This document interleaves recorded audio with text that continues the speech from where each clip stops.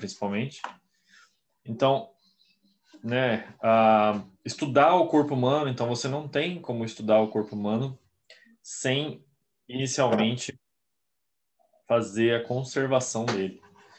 Então, evitar odores, por exemplo, durante um velório, né, durante uma celebração da morte da pessoa. Por quê? Porque justamente essa desacelerar as alterações macroscópicas, né, e as microscópicas também, vai evitar o odor, né? Melhora a dignidade e diminui o constrangimento, né, dos familiares durante esse velório. E, como a gente viu, né, pode ser também utilizado para fazer exposições de cadáveres, né, como a gente viu naquela técnica de plastinação dos cadáveres. Então, nós temos vantagens, né? Nós também temos desvantagens desse procedimento. Quais são as indicações, então, para velório longo, né? Sempre que você precisar de mais tempo para esse cadáver, nós vamos aí fazer a tanatopraxia, né? Então, inclusive, para, né, refazer, por exemplo, uma face que foi danificada, né? Para diminuir as secreções ou para retirar as secreções, né? Mas a gente sempre lembra que é da família, né? Completamente da família a escolha de fazer ou não uma tanatopraxia. E não é obrigatório, portanto, né? Então esse beneficiamento, né? Como ele tem custo, ele não é obrigatório, tá? Então a gente viu que nós temos alguns equipamentos, como a bomba, o aspirador, né? Uma tesoura, pinça, afastadores, secadores, varas, né? Temos as pinças que vão fixar essas cânulas, a própria cânula de aspiração. Temos a cânula de injeção também, né? As cânulas curtas, as cânulas longas. Temos o trocárter, que é para fazer a aspiração do cadáver, também para injetar alguns produtos. Então, a gente viu, né, na última aula aqui que nós temos esses equipamentos. A mesa, né, é muito importante. Então, eu tenho vários tipos de mesa, na verdade, né? Eu posso ter uma mesa como essa de inox, eu posso ter uma mesa feita de pedra, que também é muito durável, né? Muito fácil de limpar, mas não tão fácil, por exemplo, de retirar do local para fazer higiene, né, do ambiente. Essa aqui é um pouco mais fácil. Só que essa de alumínio ela é bem menos durável, né? Então a gente viu um vídeo sobre equipamentos e estruturas, né? Viu as técnicas de injeção na carótida e drenagem pela jugular. Vimos a injeção na artéria femoral e drenagem pela veia femoral também, né? A gente viu essa parte, né? Vocês lembram? Sim, a gente viu. Beleza. Vimos a aspiração abdominal, né? Então, o trocárter dentro do cadáver, né? Dentro do abdômen, dentro do tórax. Vimos a sutura de pescoço, sutura de boca e a sutura femoral, correto? Sim. Beleza. Vimos o tamponamento nasal, né? Que foi onde a gente parou. Sim, Então, agora a gente vai ver um pouquinho sobre os fluidos, tá? Deixa eu ver se eu... Cliquei, vamos ver se... Aí eu tenho que mudar essa...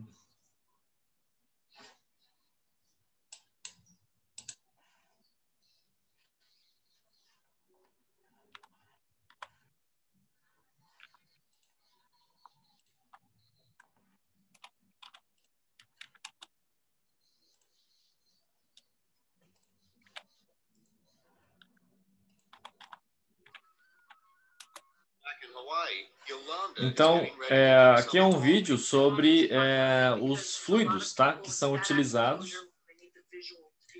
Então, aqui é no Havaí, onde essa tanatopraxista vai realizar as tanatopraxias do dia.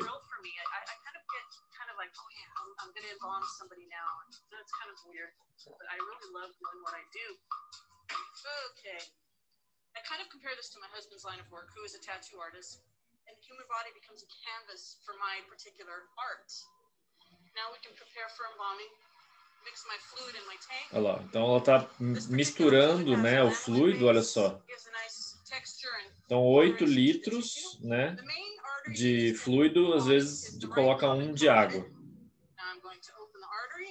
Tá, mas isso aí depende do fabricante.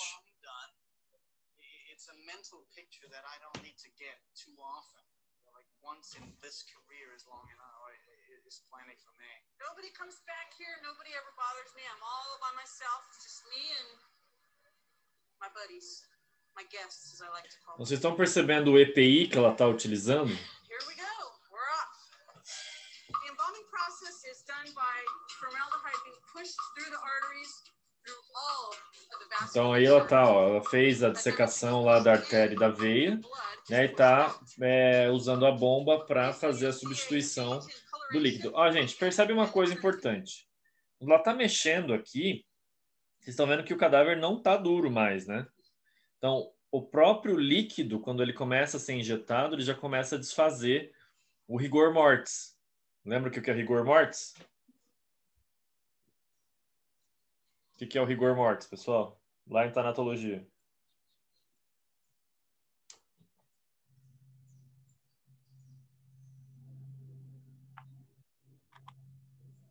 Rigor mortis, povo. Hein? Vai cair na prova. Vocês vão bombar na prova. Vão ter que pagar o curso tudo de novo. Vamos, gente. O que é rigor mortis?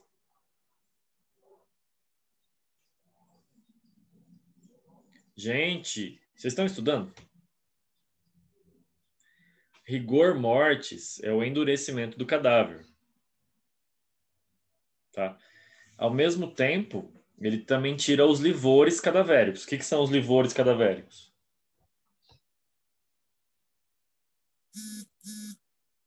O que são os livores? São as manchas, pessoal. As manchas que ficam na parte de baixo, né, do cadáver quando o sangue se deposita na região, né, que ficou voltada para baixo. Então, ao fazer a inserção dos líquidos, esse livor e esse rigor, ele desfaz, tá? Então, ela vai controlando a coloração, né, o aspecto. Olha só como é rosinha, né? Então, ele substitui e deixa o cadáver com uma aparência melhor.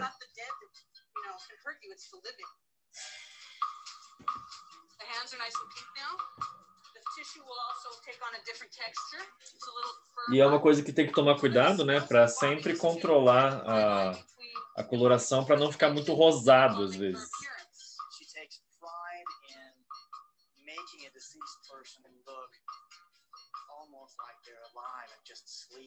O cara tá falando ali que ela durante o trabalho dela, ela deixa o cadáver quase como se estivesse vivo.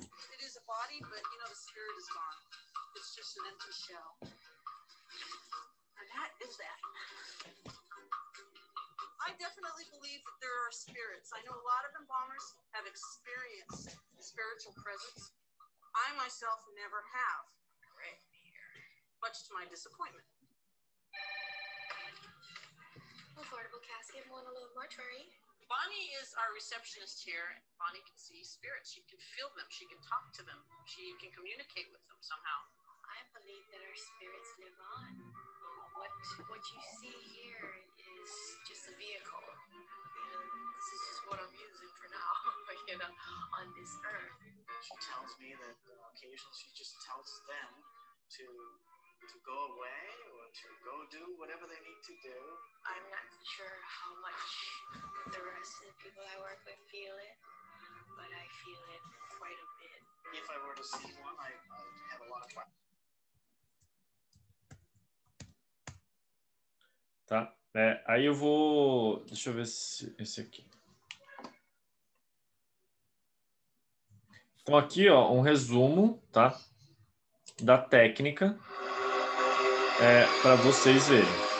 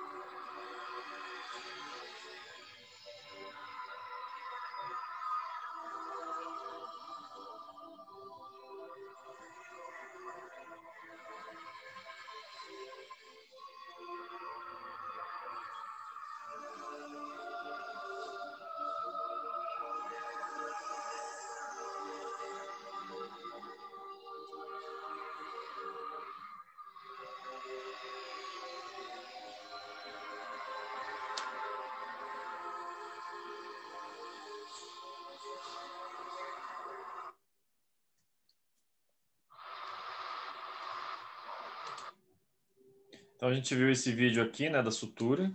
Eu vou deixar ele aqui no jeito. E aí, deixa eu ver só. Resumo da técnica. Tá.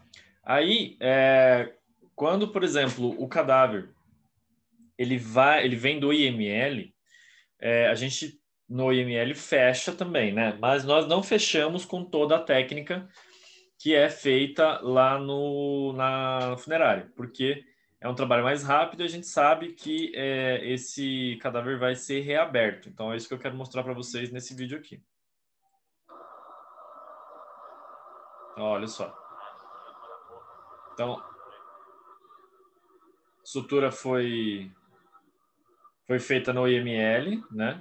E agora o preparador está desfazendo lá a sutura, né? Olha só. Então foi uma técnica de necrópsia mentopubiana, tá? Então foi do queixo até lá o pubis.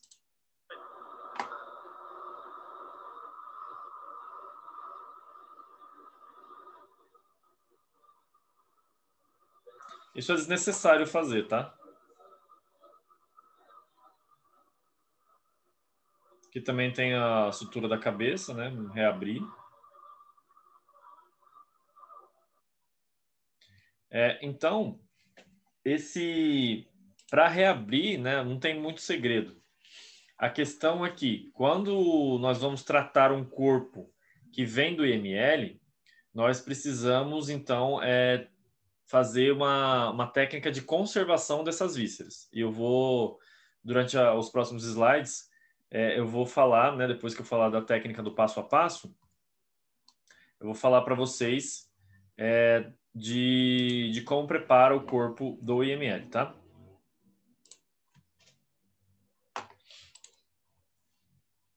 Voltou para a apresentação? Voltou.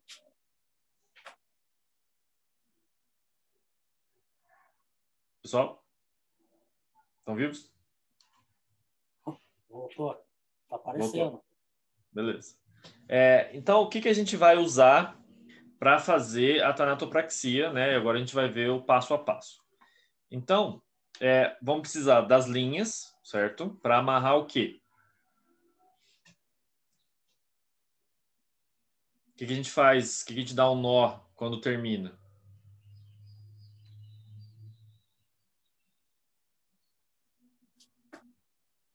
Hein? Boca e nariz? Também, né? E a gente injeta o líquido, correto? O que a gente tem que amarrar depois que injetou o líquido?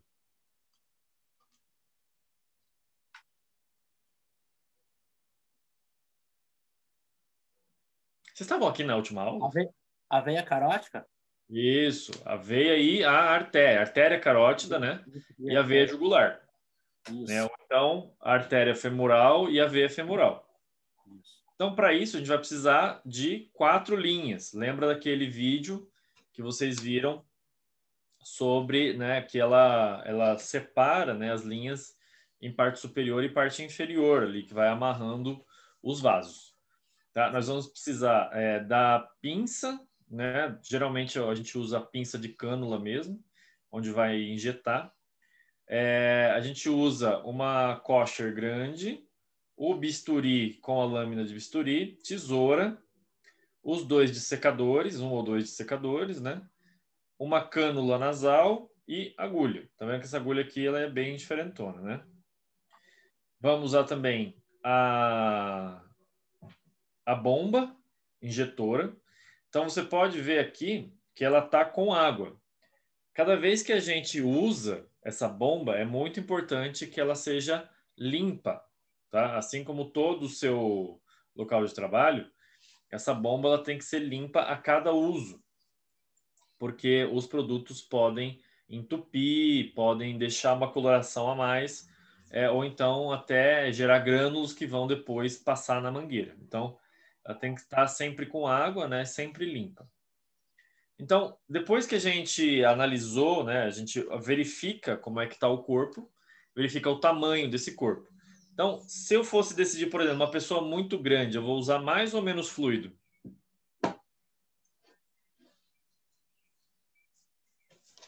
Mais, professor? Mais, né?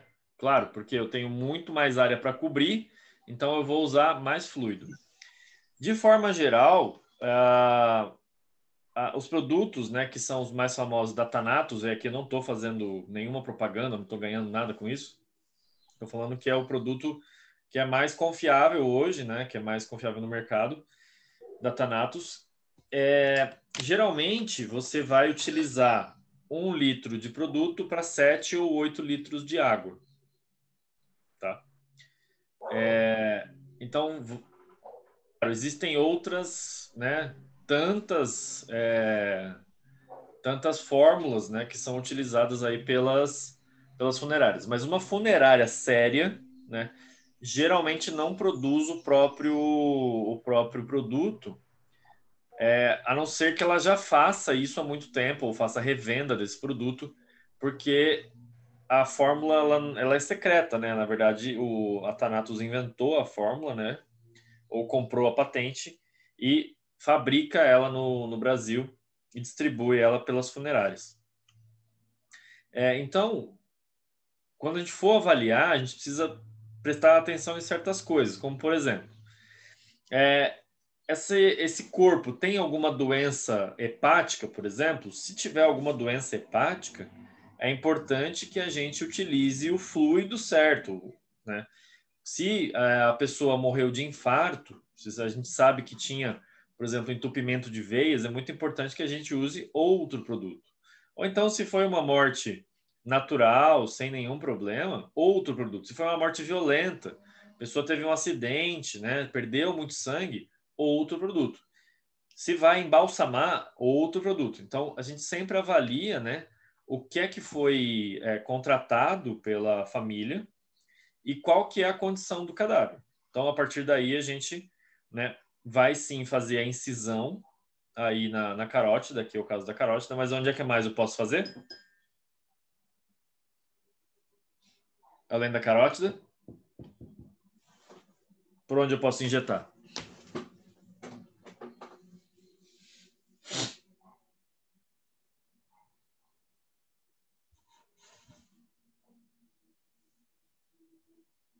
Tem mais Além dois da... lugares, né, professor? Pode injetar, né?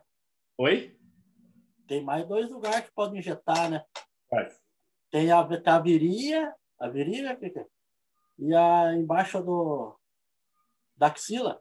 Isso. Então, qual que é o mais seguro, qual que é o mais tranquilo de não aparecer no velório? Na virilha, né? Isso, na virilha, né, que é a veia femoral e a artéria femoral. Não aparece no velório, né? Quando eu vou injetar, eu tenho muito menos risco, por exemplo, de causar um edema de face, né, um edema facial, porque o líquido chega com bem menos pressão no rosto. Então, preferencialmente, injeta-se no fêmur, né, na veia femoral, na artéria femoral. Mas aqui a técnica é pela jugular. Então, a gente vai fazer a incisão, né? E aí a incisão, ela pode ser feita dessa forma ou pode ser feita longitudinalmente. Então, aí é de acordo com o tanatopraxista. Claro. Por que que é interessante eu fazer por exemplo, um corte que acompanha a linha da pele? Né, que fique mais vertical aqui. Por que que seria importante?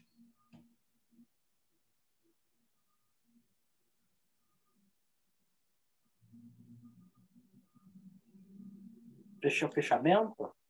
Isso. O que que vai acontecer a hora que a gente fechar um corte mais transversal aqui? Vai ficar repuxado. Ele vai juntar mais, vai puxar mais. Isso. E aí vai ficar com o aspecto, né, de que foi repuxado. Então, o corte, às vezes, que acompanha a linha da pele, fica muito melhor na hora de fechar, tá?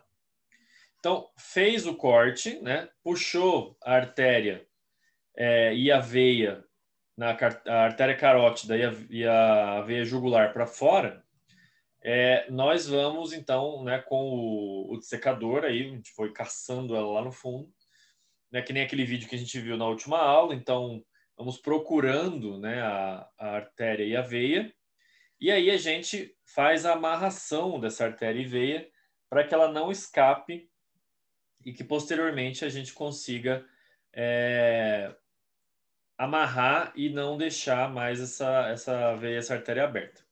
Então, para amarrar, né, a gente usa, por exemplo, um fio de sutura, linha de sutura. E essa linha de sutura, ela tem gramatura. Então, quanto mais grossa, menos você vai poder utilizar em locais visíveis. Mais fina é melhor para locais, né, que vão acabar ficando visíveis. O que acontece é que as funerárias muitas vezes compram um tipo só para utilizar no corpo todo, sai mais barato, né? Então, por exemplo, eu não utilizo tanto a PE6 porque todo o meu pessoal gosta de fazer ali a injeção pela carótida. Então, eu uso só a PE4, que é uma gramatura menor, né? Ela é mais fina, para fazer na jugular, que é mais delicado. Se precisar fazer na cabeça, também não aparece tanto. Né? Se precisar fazer uma reconstrução também, existem mais finas, mas ela também é boa para fazer reconstrução. E aí, por que essa linha ela é especial? Inclusive no IML a gente usa uma linha parecida. Qual que é a diferença dela para um barbante normal, para uma linha normal?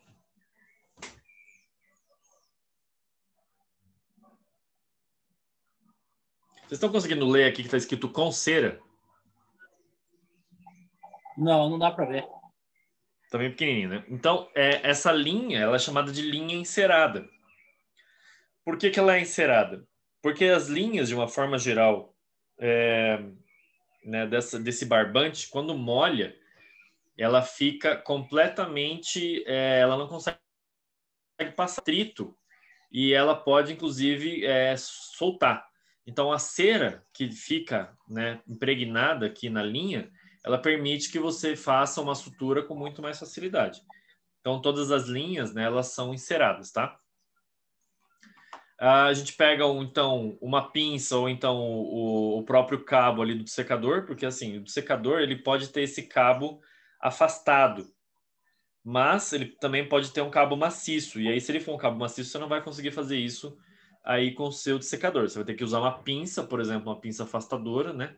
Para colocar e segurar aí essa artéria, essa veia, para fazer a drenagem e o bombeamento do líquido, a injeção do líquido. Então, aqui nós temos a cânula já está, né, na jugular da pessoa e a veia, né, já começou a drenar, vocês estão vendo aqui, né? Então, aqui nós temos a mangueira, uma abraçadeira para que não escape, né, a cânula e as linhas foram amarradas à cânula para que a pessoa que está fazendo o procedimento ela consiga fazer, então, por exemplo, a massagem, né? Lembra que eu falei que a massagem é importante para conseguir espalhar esse líquido por todo o corpo e isso não causar edema e também deixar a coloração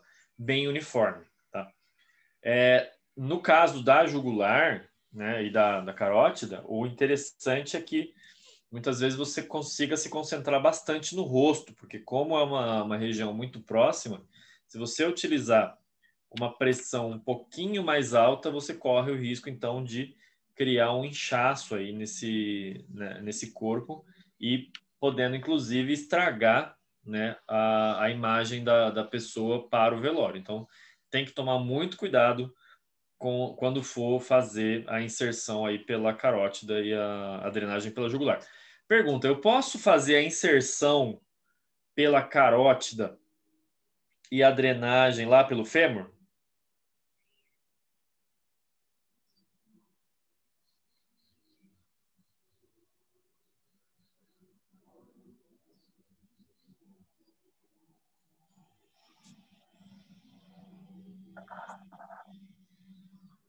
Posso ou não posso? Eu vou chutar, pode. Pode, sem problema, pode. Qual que é a vantagem? Qual que é a desvantagem?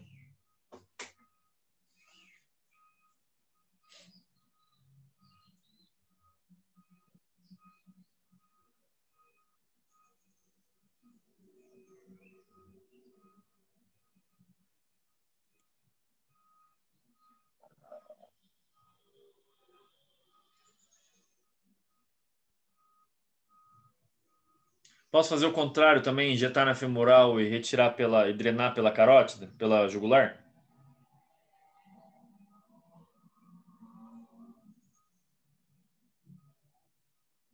Eu acho que pode, porque daí faz uma veia, não é a mesma. Um sai, outro entra. Como que é? Isso, a artéria entra pela artéria o líquido, né? E a gente, Um entra, outro sai. isso, É? Isso, a artéria entra e na veia sai. Então, Então eu posso, sem problemas. pode, E qual que seria a pode. vantagem e a desvantagem?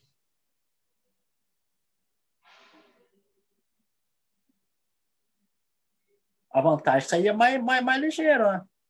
Sai mais rápido, isso. Por Mais quê? rápido. Não tem que circular o corpo todo para voltar para o mesmo lugar, né? E sair e fazer a drenagem. Beleza. Outra vantagem também é que se eu injetar pelo pescoço e drenar pelo fêmur, eu evito o inchaço facial. Né? Porque a pressão não vai voltar para a cabeça. A pressão vai direto lá para o fêmur e aí você consegue drenar sem, né, ter o risco do inchaço. Qual que é a desvantagem?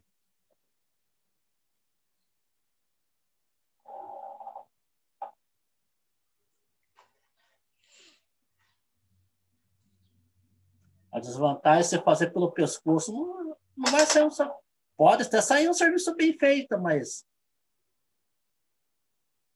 não é como, né?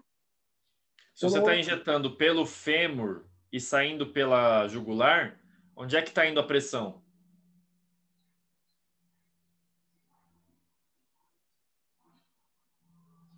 Não está indo para a cabeça? Tá direto para a cabeça. Então tem um risco maior de você causar o quê? Um inchaço. Um inchaço do rosto. Tá? Outra desvantagem.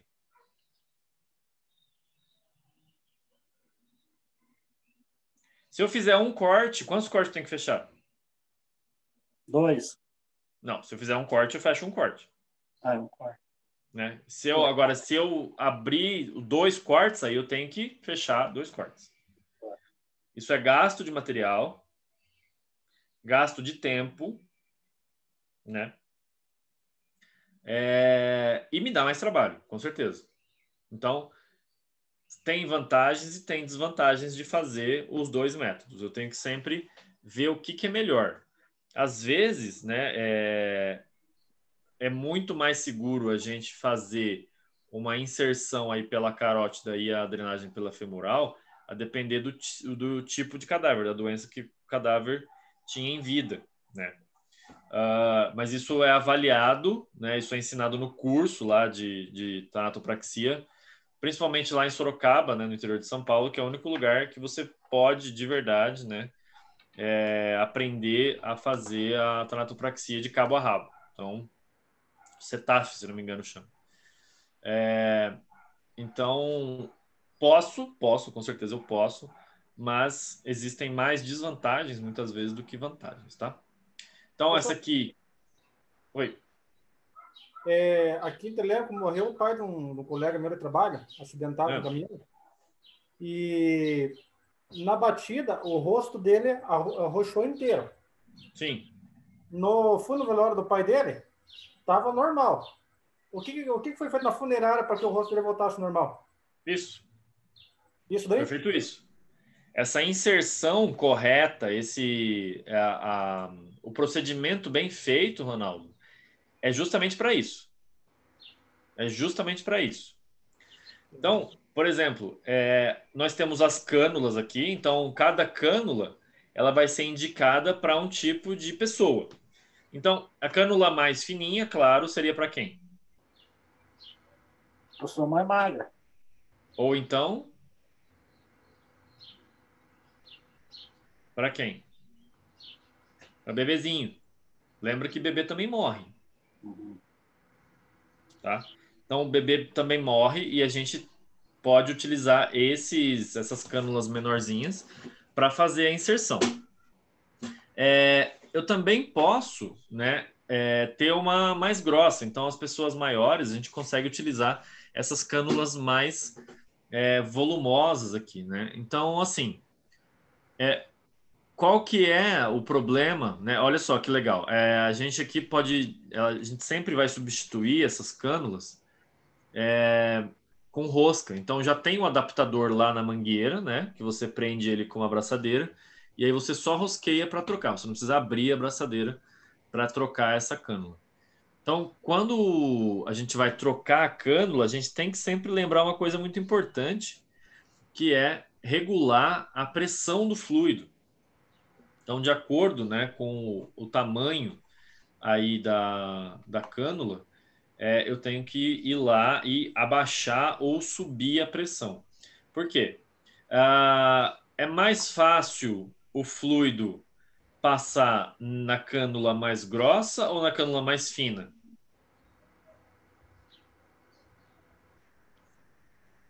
Eu acredito que a mais grossa, né? Na mais grossa é mais fácil de passar. Então a minha pressão tem que ser o quê?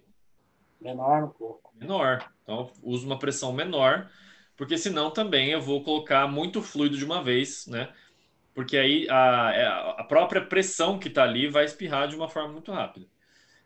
Então, nas cânulas mais curtas, eu não uso uma pressão tão alta, porque afinal de contas, às vezes eu vou utilizar numa criança. Mas eu uso uma pressão um pouquinho maior para que o fluido passe por aqui, né, quase na mesma velocidade que passa na cânula grossa. E aí nós temos aqui, né, um tanato fluido, né, que é um dos mais comuns, o 21. Então esse TA21, ele para mortes normais, por exemplo, né, mortes recentes, a gente pode utilizar o 21, comumente utilizado, né, para preparar esse corpo. Então, você consegue ver que a cor dele é meio alaranjada, né? Depois eu vou mostrar os outros com as suas respectivas cores. Então, por exemplo, a gente resolveu usar o TA21. Então, como é que a gente resolve fazer isso? Justamente sabendo qual doença que esse cadáver, né, tinha, ou então a coloração que esse cadáver está apresentando no momento que eu estou me preparando para fazer a tanatopraxia. Se o cadáver tiver, por exemplo, muito amarelado, aí eu uso fluido especial para doenças hepáticas.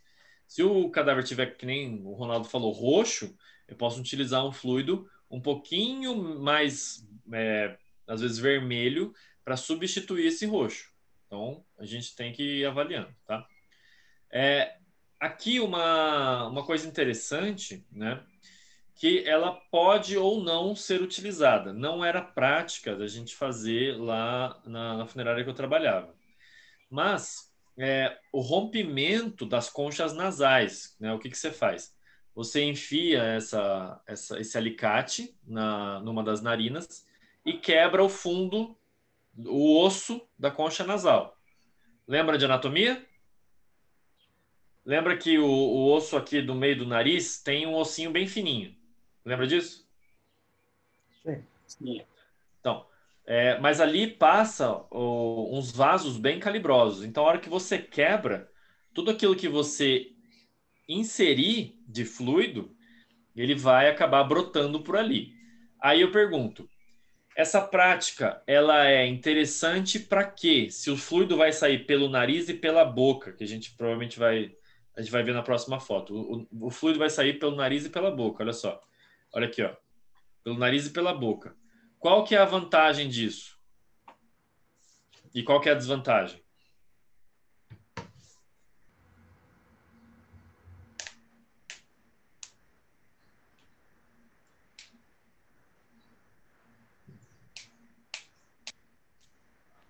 Vamos lá, tá saindo o sangue pelo nariz e pela boca. Onde que esse sangue, então, não vai ficar preso?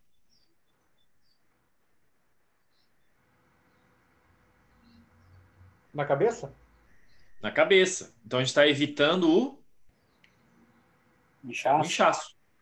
O inchaço. Então, nós não fazíamos lá. O que a gente optava por fazer, né, era a massagem. Por quê? O que a gente via de desvantagem em fazer esse procedimento? Qual que é o risco depois de terminar o procedimento? Quando a gente quebra as conchas nasais?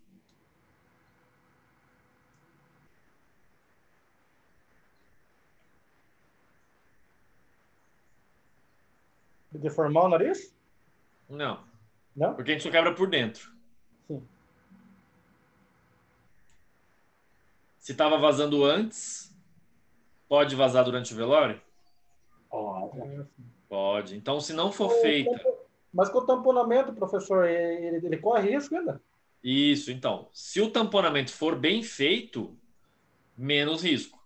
Mas mesmo assim, você está colocando um risco a mais, né? Então, o seu tamponamento tem que ser muito bem feito mesmo. Tem que ser melhor do que aquele tamponamento que é feito sem quebrar as conchas nasais. Percebe? Sim. Então, a inserção, né, do fluido, ele vai ser ali sempre regulado pela bomba injetora. Então, enquanto você está injetando esse fluido, você percebe que ele está saindo, né, de um certo tanto ali do cadáver. Quando é que você tem que parar de injetar esse fluido?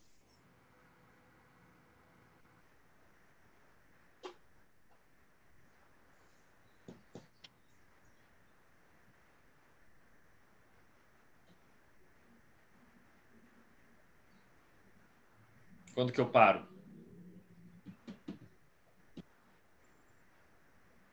Como é que é, professor? Bom. O fluido ele é injetado por um lugar e drenado para o outro. Isso. Então, no caso, quando a cor do fluido sair mais limpo do outro lado. Perfeito. Perfeito. Quando a cor mudar, quando eu ver que o fluido já passou por todo o sistema e outra, quando eu perceber que o aspecto do cadáver já melhorou bastante, aí eu paro de injetar. Mas eu posso precisar parar de injetar antes de terminar. Por exemplo, quando eu tenho um inchaço do rosto. Então, se eu perceber esse inchaço, né? Por que eu falo do rosto toda hora? Porque, gente, o rosto é a cara do velório, literalmente, né? O resto do corpo, você consegue colocar roupa, né? Você consegue cobrir com as flores, mas o rosto tá lá para isso. Tá justamente para você fazer a despedida. Então a gente vai parar. Até as mãos, né? Elas são importantes. Prestar atenção na mão e no rosto. Porque são os locais que vão ficar expostos durante o velório. Então começou a inchar, percebeu esse inchaço, para, certo? Para. E aí você vai fazer o quê? O que você pode fazer para compensar esse inchaço depois que você parou de injetar?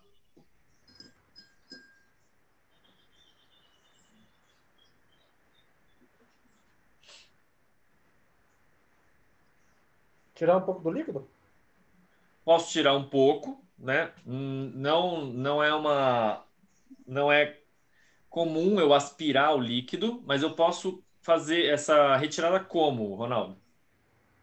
Eu já não estou fazendo a massagem, então eu continuo a massagem sem injetar.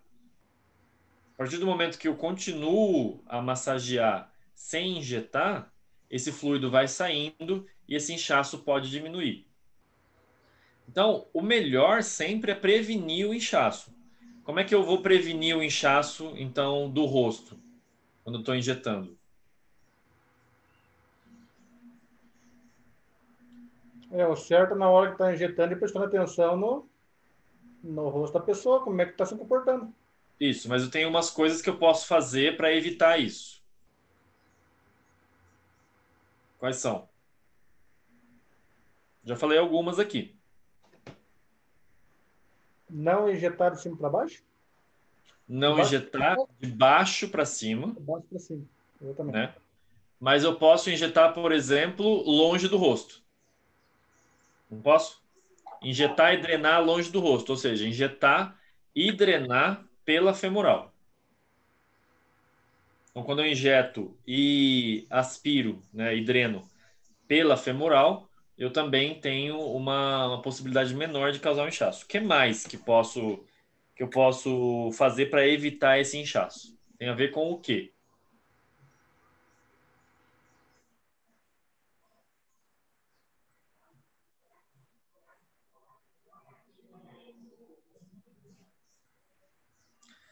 Tem a ver com a bomba injetora. Vai, dica. Tem a ver com a bomba injetora. O que eu posso regular na bomba injetora? Pressão. a pressão. Então, quanto menor a pressão, mais difícil vai ser de ter um inchaço. Claro, eu vou demorar mais para fazer a minha tanatopraxia, mas se ela sair bem feita, estão no lucro. Então, às vezes, na pressa, né? E tem 3 corpos esperando. Então, às vezes, na pressa, a gente quer acelerar e aumenta a pressão. E isso é muito complicado, porque se você causar um inchaço, depois você não vai conseguir reverter, você pode ter prejuízo para sua empresa, você pode tomar uma advertência e pior, a família vai ficar super chateada que você deformou a cara dessa pessoa. Já pensou? Já pensou? Então, por isso que é importante a gente sempre fazer as coisas bem devagar, né? Bem tranquilo, com uma pressão adequada para a nossa experiência, se não tiver experiência ainda, e fazendo bem tranquilamente. E a hora que pegar um pouquinho mais de jeito e, né, você mesmo ir lá e regular a pressão que você mais gosta de utilizar. Então, isso aí não tem problema, não. Beleza. Aí, a hora que você injetou, né, o fluido, aí você vai deixar ele, você vai finalizar, né? Você vai só amarrar a veia e a artéria nas suas extremidades, né? Longe dali do local onde você abriu, mas você ainda não vai, repito, você ainda não vai fazer a sutura, tá bom? E eu vou falar por que depois. Mas você vai ligar a sua bomba. Que bomba que é essa aqui mesmo?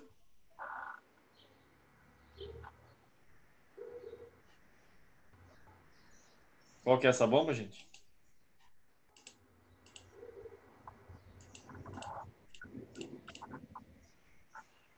Bomba de drenagem?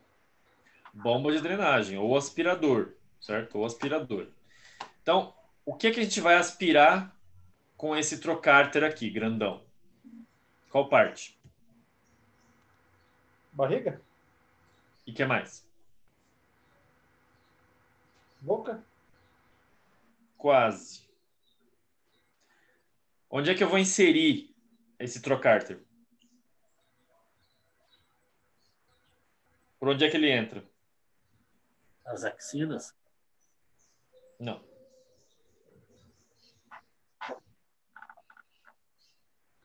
Umbigo? Isso, próximo do umbigo. Não no umbigo em si, mas próximo do umbigo. Então, se é próximo do umbigo, eu vou aspirar o tórax e o abdômen, tá? Então, olha lá. O que é que essa pessoa está aspirando?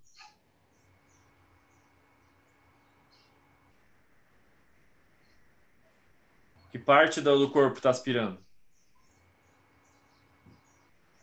As axilas, acho que tá o tamanho do. Está aspirando o tórax. Tórax. Então, o que é importante? Se vocês lembrarem da anatomia, o trocárter, ele tem quase 60 centímetros. Ele é bem grandão, tá? Então, se você colocar ele no umbigo, ele vai alcançar até próximo aqui da garganta.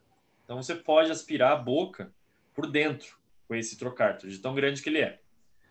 Mas é muito importante que a gente tenha um conhecimento de anatomia justamente por isso. Por quê?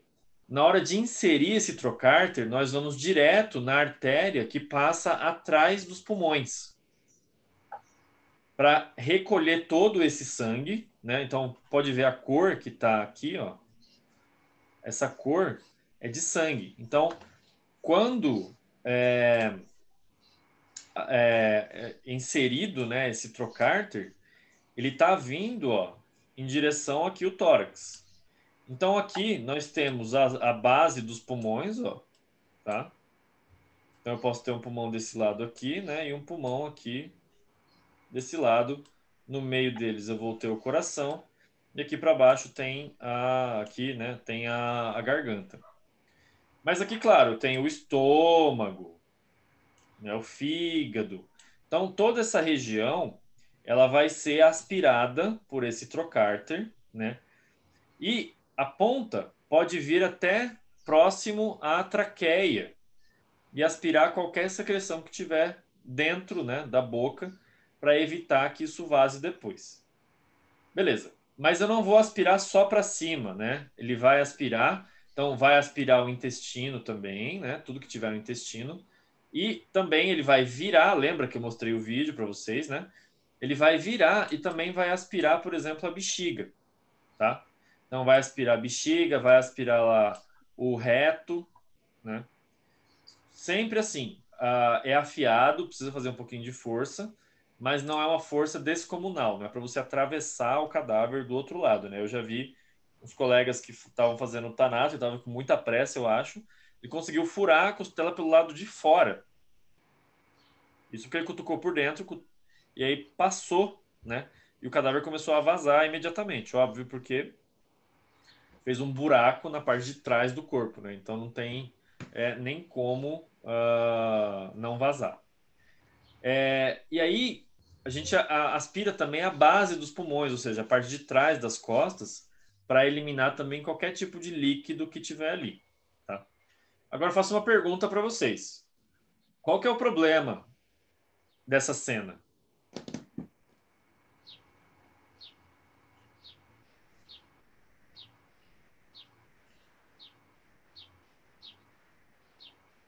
Hein?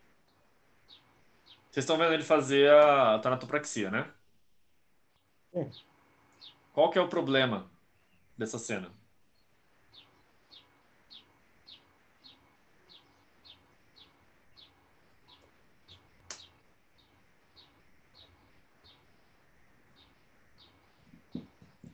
Tiveram biossegurança? Ele tá sem EPI, Ah, o rosto dele tá sem nada, inteiro ó. sem nada. Tá sem Tinha que ter um o. protetor facial. Tá sem a roupa de. Uhum. Ele tinha que estar com uma roupa por cima para proteger as mangas, né? Ele tinha que estar com um, um mangote plástico, por exemplo, né? Que fica aqui ao redor.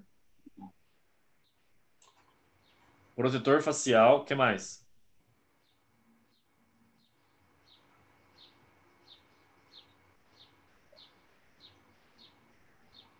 O que está faltando aqui? Óculos. Óculos, o que mais?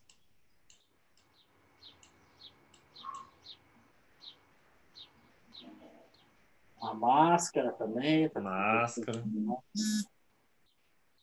Então tá faltando um monte de coisa, né? praticamente tudo. Inclusive, tá faltando praticamente tudo, né? Ele tá com um aventalzinho PVC sem vergonha, pelo menos ele não tá com a roupa do corpo, né? Com a roupa dele mesmo. E um problema, essa luva aqui, ela é de látex. Luva de látex serve para fazer procedimento médico para contaminação? Não. Não serve. Tem que ser a luva de nitrila. Ou luva nitrílica.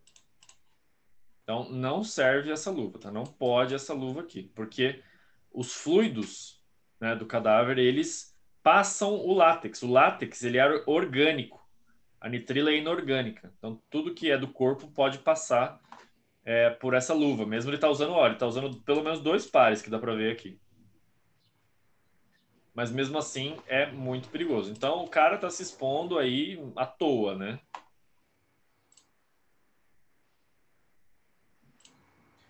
Então, terminou de fazer a aspiração da cavidade, a gente vai fazer a aspiração nasal, certo? A cânula não é a mesma, se vocês lembram. Cadê? Aqui, ó. Uma cânula nasal, tá vendo? Então ela é bem compridinha e ela curva na ponta para fazer a aspiração do nariz. Olha só. Então, faz a aspiração do nariz, certo? Aspiração da boca. E aí, aspiração da boca e nariz, pessoal. Até onde eu tenho que ir?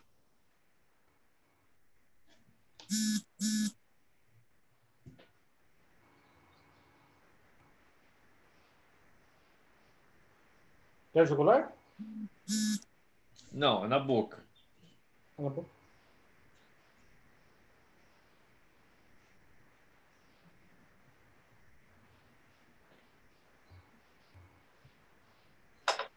até onde eu vou do nariz e até onde eu vou na boca.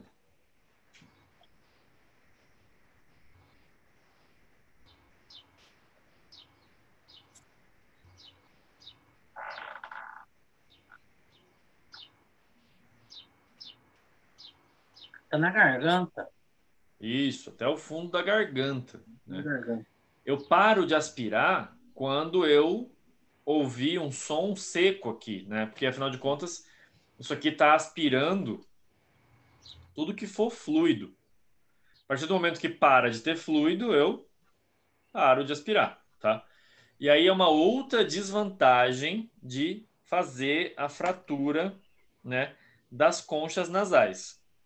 Quando é que eu vou parar de aspirar?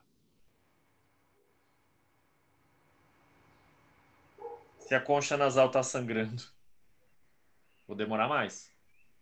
Então, eu vou ter que aspirar muito mais, né? Então, aí o antes do tamponamento, né? Eu vou ter que fazer uma aspiração muito mais rigorosa, né? Para que justamente não tenha vazamentos depois, tá? Professor, Oi. quando que você faz esse procedimento? Quando o cadáver passou muito tempo, tipo, em óbito? Ou tipo um cadáver que vai ser transportado para um local que gera dias e horas para ser velado? Daqui a pouco Esse mais, aqui, daqui a pouco mais, daqui a pouco mais eu te ligo, eu tô na aula. tá aqui, ó, Ronaldo. Hein? Daqui a pouco mais eu te ligo, eu tô na aula. Tá aqui, ó, Ronaldo. Ah, Velório prolongado, transporte prolongado, doença secretiva, sangramento massivo, corpo do IML, se está desfigurado, se começou a apodrecer muito rápido, entendi. beleza? Nessa parte eu estava acertando a aula, ele não vi. Ah, tá.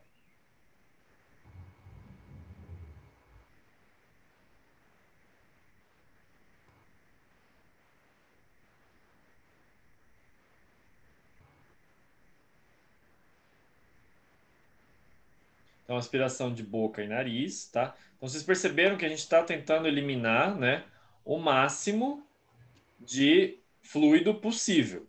Certo? Qualquer resquício, né, de sangue, a pessoa tinha uma doença pulmonar, a gente tem que aspirar bastante para ver se tinha pus nos pulmões, né, de furo os pulmões. Eu já vou falar depois do intestino daquele vídeo do pessoal furando o intestino, né? Então, aspiração da boca, também vai até o fundo da garganta, lá próximo onde você fez a aspiração inicial, né? E aqui nós temos uma parte muito importante, olha só. Nós temos um problema nessa foto, né? Não sei se vocês estão vendo que tipo de garrafinha que eles estão utilizando, né? Meio assim. Hein, Preta, depois eu te ligo, eu tô na aula. Eu tô na aula. Eu tô na aula, depois eu te ligo. Então, para a gente fazer a- o preenchimento da cavidade, então, o que a gente faz geralmente, né? Essa garrafinha, ela é própria, né, para a gente inserir. Claro, existem outros tipos de garrafas para inserção do fluido cavitário. Então, é o TC, né? O TC é o cavitário. Esse aqui é o 20, que é o mais comumente utilizado, né, nas funerárias para conservação de vísceras. Isso aqui não é legal, tá? E olha só, é uma luva só dessa vez, ó. Então, usar uma garrafinha de coca, gente, não sei, assim, né, não é muito legal. Então, mas utiliza, né, uma garrafinha própria para isso, que tem lá a sua parte adaptada para inserir. Então, como é que se insere isso aqui? É por gravidade mesmo, não precisa nada empurrar, não precisa de uma bomba injetora, né? Porque afinal de contas, você fez toda a aspiração da cavidade torácica e da cavidade abdominal, então você vai espalhar, né, o fluido ali por dentro do tórax do abdômen. Qual que é porcentagem, né? Qual que é a quantidade. Na garrafinha, o que a gente tem mais geralmente? Tórax ou abdômen? Abdômen? Geralmente a gente tem mais abdômen, né? Então a gente vai separar mais ou menos em 3 partes. Se a pessoa tiver um abdômen muito mais volumoso, pode ser que você precise de mais um pouco de fluido, mas geralmente uma garrafinha dá, né? Uma garrafa cheia, né? 500, 600 ml vai dar para você inserir, pra você fazer o trabalho. Então, não sei se vocês perceberam, olha aqui, ó, o abdômen depois da aspiração, como é que tá? Ó, eu vou mostrar antes da aspiração, ou durante, ó. Tá vendo a curva do abdômen? Sim. Olha aqui agora, ó. Olha aqui, ó, já não tem mais tanta curva. Porque justamente o trocárter, ele vai fazendo furos no abdômen, então é por isso que eu falei que não precisa, né, mesmo se foi necropsiado no IML, a gente não precisa fazer esses furos aí que ele fez com o bisturi, porque com o próprio trocárter depois a gente pode fazer isso. Então esse fluido a gente vai separar geralmente 1/3 para o tórax, né, e 2/3 para o abdômen. Então, se você quiser dividir também 1/3 aqui para a parte superior e mais 1/3 para a parte inferior, também dá. Né? A parte inferior é que vai geralmente receber menos líquido, né? Menos fluido cavitário, porque afinal de contas não tem assim tanto intestino ali embaixo. Né? Mas a gente vai inserir também. Então, o movimento, né? Ele sempre vai ser de vai e vem para que você espalhe muito bem, né? Bem como lá na aspiração, a gente faz um movimento de vai e vem para ir dividindo, né? Para ir espalhando esse líquido de uma forma bem uniforme em todo o corpo, para que não tenha nenhum local aí sem receber o fluido, tá? Então, aí a gente deixou lá o fluido um pouquinho de lado, nós vamos fazer o tamponamento e o fechamento da carótida, né? Ali da onde você fez, né? Independente de onde foi, do local onde você fez a inserção da cânula, né?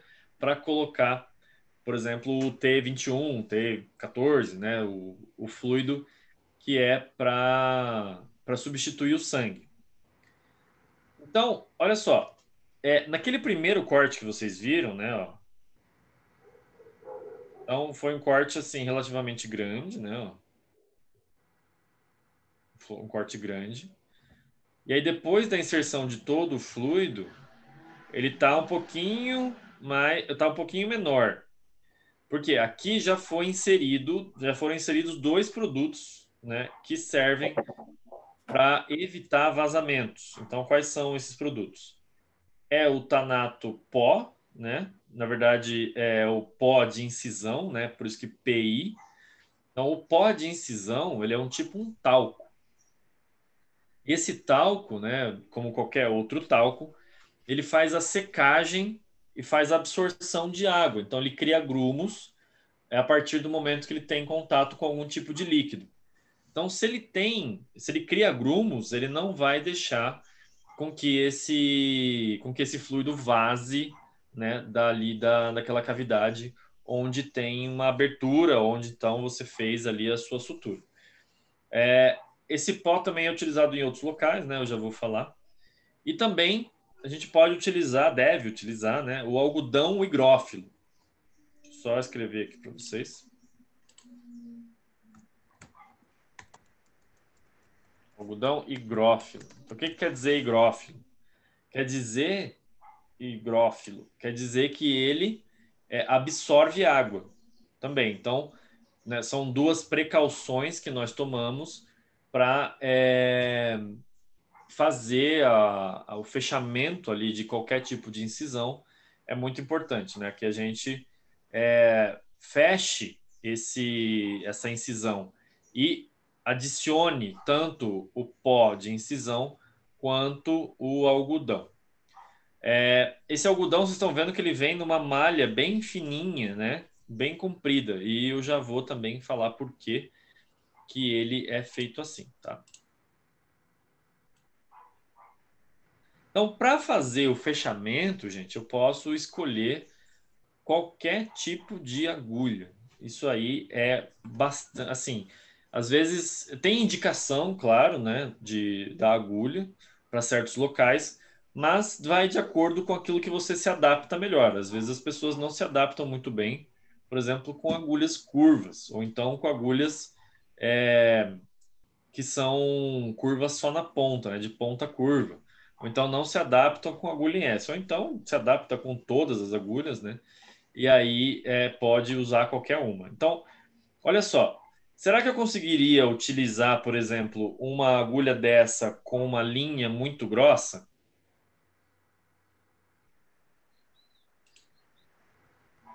Geralmente não vai dar, né? Então, o que que eu tenho que fazer? Eu tenho que escolher também, né? A escolha da minha agulha, ela vai muito de acordo com o tamanho da linha que eu estou utilizando.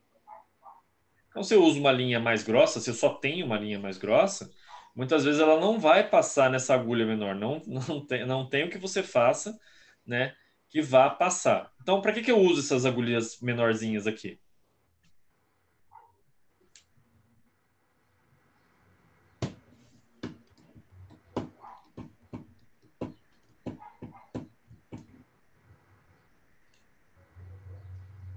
Gente, vão tomar um café, pelo amor de Deus. Vocês precisam acordar. Eu tô trabalhando desde segunda-feira, quase 24 horas, e vocês é que estão mortos. Eu sei que é difícil de sábado à tarde, depois da feijoada, mas vamos acordar. Vamos fazer uns 15 minutos de intervalo, depois a gente volta?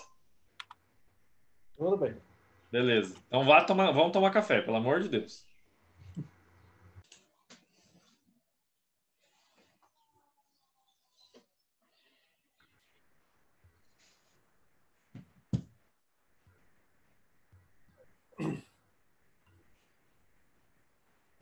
Mandei eu correr na funerária aqui, professor. Semana que vem eu vou fazer entrevista, vamos ver o que vai dar. Pô, aí da hora. Vai fazer entrevista quando? Semana que vem? Aí sim, só quero ver você trabalhando antes da gente terminar o curso, hein? Oi? Você vai começar a trabalhar antes da gente terminar o curso, você vai ver. Pois é, vamos ver o que vai dar. É legal. Você trabalha com o que mesmo hoje, Ronaldo? Eu sou carreteiro? Carreteiro. Ó, eu acho mais tranquilo a Tanato, assim, Aham. agente funerário. Mas aí depois que você tiver experiência, você conta pra nós o que que é melhor. Demora o quê? Uma semana para acostumar ou mais? Ah, depende, você gosta? Você acha que você gosta? Ah, foi o que eu escolhi, né, no momento, né? Ah, então acho que uma semana tá bom. Uma semana você Aham. acostuma. Você nunca viu um morto na vida? Sim, já. Eu já Ah, ajudei então, a colocar a morte dentro do caixão. então aí não vai nem precisar de uma semana. É Aham. mais pegar a rotina, né? Pegar a rotina da funerária aí demora um pouquinho mais. Mas depois que você pega, né? Depois que você aprende a fazer tudo, mexer em sistema, fazer a Tanato, não sei se o agente funerário faz por aí, mas é bem de boa mesmo. A primeira Cara, coisa que a menina lá da secretária perguntou para mim se eu tinha medo de morto. é, Daí a segunda perguntou se eu tinha habilitação. uhum. Daí a terceira perguntou se eu já tinha disponibilidade para viagem. Pô, aí sim, hein? Aham. Viajar é com você mesmo, né? É, já nossa área. Então, e cara, vai ser da hora, você vai ver. Vai ser uma experiência bem legal. Aham. É... Bom, então, o que eu perguntei antes da gente sair do intervalo foi se a gente consegue utilizar essas agulhinhas aqui, pequenas, para quê? Para que que a gente usa essa agulhinha 10 aqui? Para cirúrgica, Ela é cirúrgica, então ela é bem pequenininha. Então eu vou usar um fio menor, mais fino. menor. E Para quatro, quê?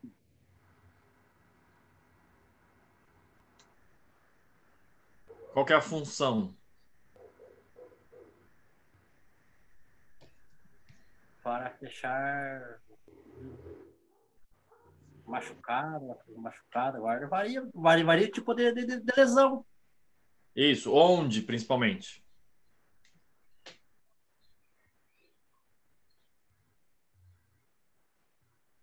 Se é uma coisa delicada, machucados, onde que eu vou usar? Ah, pode ser na mão, pode ser Porque a pele é fina. na barriga, Na barriga não, porque cobre com a roupa. Pescoço? Por exemplo, que tem uma pele bem fininha também. O que mais? No rosto? No rosto. No rosto. Para fazer, por exemplo, reconstrução. Então, se aquela pessoa, né, sofreu um acidente muito grave, eu posso, inclusive, né, utilizar essas agulhas fechando de dentro para fora. Então, eu uso, por exemplo, fechar uma musculatura. Eu uso um fio mais grosso por baixo e depois eu uso um fio mais fino para fechar a pele e deixar mais delicado, né, a pele por fora. Então, né, a escolha da agulha vai levar em conta, né, o tamanho do fio e o local que a gente vai fazer essa sutura. Se eu for fazer um local que não vai ser apresentado, né, para a família, não tem por que utilizar aí um fio muito fino, né, ou uma agulha muito fina. É só mesmo para trabalhos bastante delicados, né, para locais que precisam às vezes de um trabalhinho mais como direi, detalhista, né? Então, se você quer detalhe, aí você usa as agulhinhas com o fio menor, tá? E aí vocês estão vendo que tem vários tipos, né? Então, a mais comum para ser utilizada, né, nas funerárias que mais tem é essa 24, né? Às vezes a 23. Pessoas que têm as mãos menores podem se acostumar melhor com a 22. Então depende, né, da pessoa também que está utilizando, né? Ela vai se acostumar mais com uma agulha reta, mais com uma agulha curva, e também vai depender do tipo de sutura que você vai fazer. Vai depender bastante do tipo de sutura que você vai fazer. Então, qualquer um desses tipos aqui, ó, ele é válido, né, durante a sutura que você vai fazer. Agora, percebe que existe diferença, então, no tipo de quê? Qual que é o resultado, né? É justamente o que você está mostrando depois de fazer a sutura. Então, olha só. Esse aqui é para incisão. Esse aqui é para buracos, olha só. Buraco, né? Então, por exemplo, quando a gente utiliza o trocarter, a gente pode fazer uma incisão na pele ou então utilizar a própria ponta do trocarter, que geralmente é afiada, para fazer um buraco no abdômen, né? E aí conseguir acessar essa cavidade abdominal. O que geralmente a gente faz, né, é fazer com que esse buraco ele esteja fechado da melhor forma possível. Então, por exemplo, esse primeiro ponto aqui, ó, ponto em N. Por que ponto em N? Né? Porque forma a letra N aqui, ó. Então, para formar esse ponto, nós vamos iniciar, né, de qualquer lado aqui, mas geralmente se inicia da primeira perna do N, né? Você passa a linha por baixo até a outra extremidade, passa transversalmente, né, ao buraco e passa subindo de novo. Você fez um ponto aqui, você vai descer e linkar, né, com mais três pontos essa sutura e puxar o fio. A hora que você fecha, você puxa a linha, ele meio que fecha em espiralzinha. Então isso mantém, né, a cavidade ali que você fez bem fechada. Mas claro, a gente vai deixar só com a linha esse tipo de cavidade? Geralmente não, né? Lá onde eu trabalhava, por exemplo, existia um pequeno botão, né, que tinha um local onde você colocava uma chave de fenda. Então o que a gente fazia era colocar Super Bonder e aí fechar, né, com esse botãozinho que era espiraladinho assim, né? Eu vou desenhar aqui, ó. Ele era mais ou menos assim. Eu vou desenhar a parte de cima. Então, visto de cima, ele era assim, ó. E quando você via de lado, ele tinha essa parte superior, né? Essa parte aqui. E ele era todo chanfradinho assim, ó.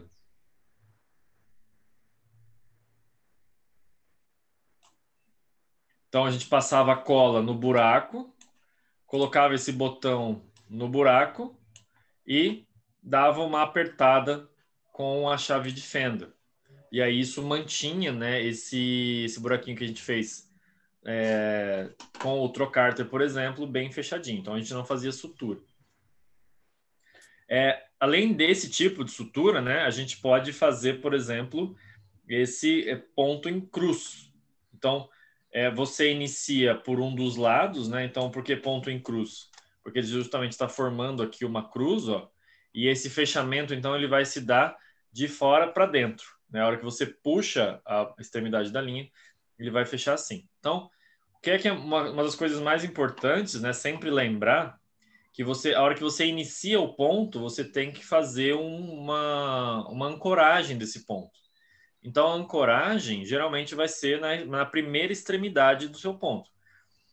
Ou então você vai fazer a ancoragem final nele total, né? Nesses casos, que a gente não une, né, as extremidades, você tem que ancorar esse ponto antes de iniciar. Então, como que ancora?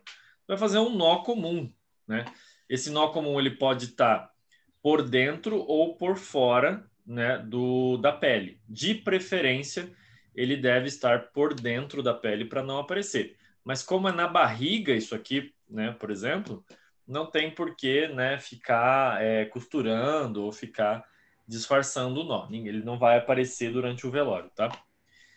Então, o ponto em cruz, ó, a gente inicia por fora, passa pela borda, certo? Passa por dentro do tecido, sai por fora, volta por dentro, sai por fora, volta por dentro, sai por fora e volta por dentro. E, por fim, termina na primeira ancoragem. Na hora que você puxa esse fio, né, a extremidade para cima, ele fecha como se fosse uma florzinha, de fora para dentro. E a gente também tem aqui o ponto duplo. Então, esse ponto duplo, ele inicia e termina, né, da mesma forma, né, do mesmo lugar. Então, você iniciou aqui, ó, vem por baixo do tecido, sobe, desce por baixo do tecido, sobe de volta, desce por baixo, sobe de volta, desce, sobe, desce, e aí você termina por fora, e a ancoragem é feita nele mesmo. Você amarra as pontas, e a hora que você puxa, ele também fecha que nem o ponto N. Ele fecha meio que uma espiralzinha, né? A depender do jeito que você vai puxar aí os fios. Mas a hora que você der o nó, ele vai estar bem fechadinho, tá? Então, para fechar, por exemplo, a carótida ali, a jugular, olha só, nós temos vários resultados, né, possíveis. Então, qual desses vocês acham que seria mais interessante para fechar um pescoço? Aqui está a técnica e aqui está o resultado. Qual seria mais interessante?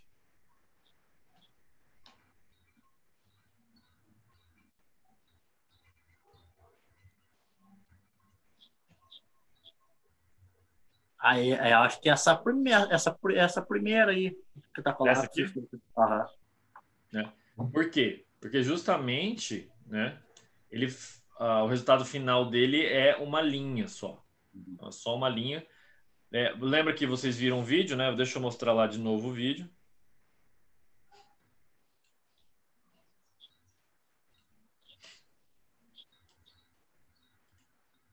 Então, olha só. O ponto intradérmico, então, a gente vai por dentro, né?